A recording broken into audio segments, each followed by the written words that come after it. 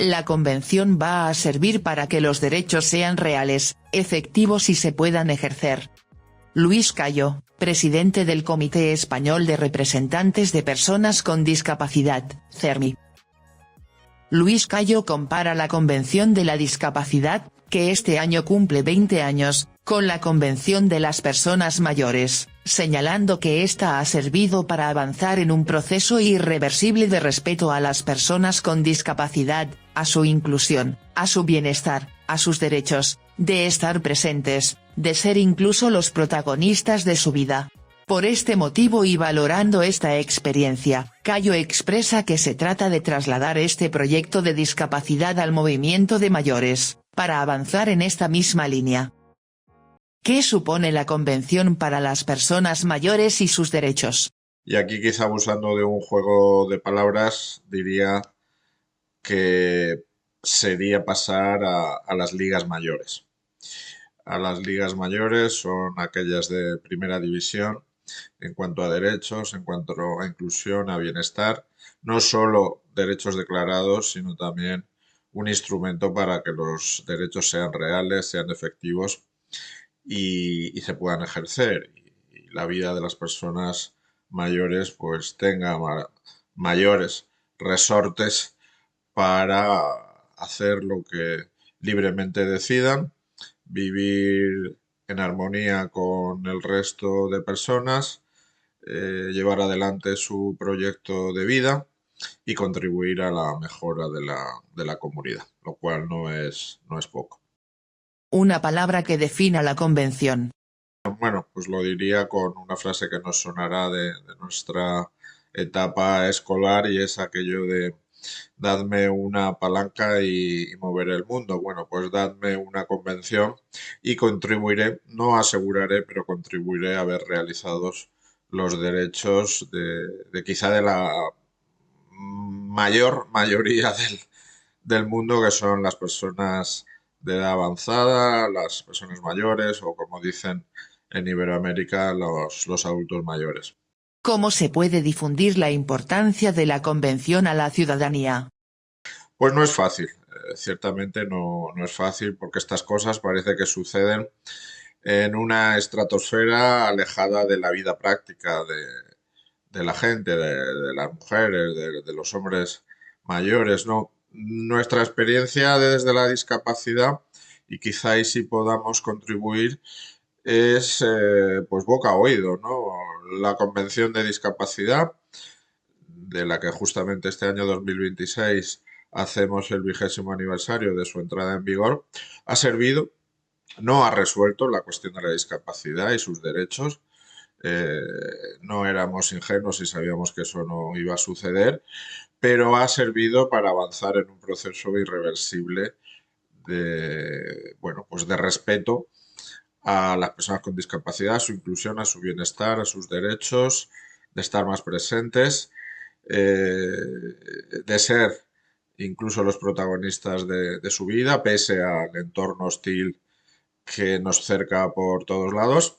Y eso, quizá ese valor de experiencia, es lo que tratamos de hacer desde el movimiento de la discapacidad, trasladándolo al movimiento de mayores. Vale la pena tener una convención, es algo útil, es algo productivo.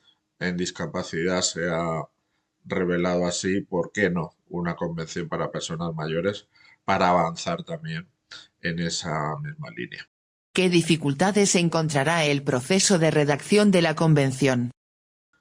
Pues todas, no es un camino fácil, los derechos no se regalan, no son un elemento generoso, sino que se arrancan.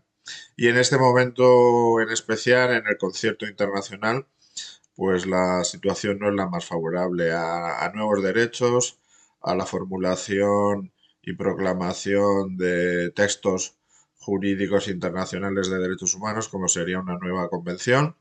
Incluso el propio sistema de Naciones Unidas está en crisis, con amenazas de retroceso. El discurso y la práctica de los derechos humanos pues no pasan por su mejor momento, pero bueno, la insistencia, la porfía, el no cejar, el convencer, el persuadir, el de plantear a tiempo y a destiempo, y bueno, y confiar en que tenemos la razón, en que las personas mayores tienen la razón y que en algún momento nos la van a dar. Creo que es el mejor equipamiento mental, anímico para afrontar un proceso que será largo y vaticino está siendo y será arduo, más arduo incluso en el futuro. ¿Qué nuevos derechos puede consagrar la Convención? Pues en puridad los derechos humanos son universales, son para todas las personas y para todos los grupos de personas.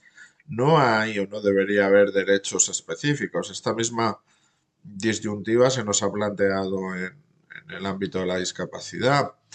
Y lo que ocurre, la comprobación triste es que esos derechos universales pues no llegan, o no llegan con intensidad o simplemente no alcanzan a las personas mayores.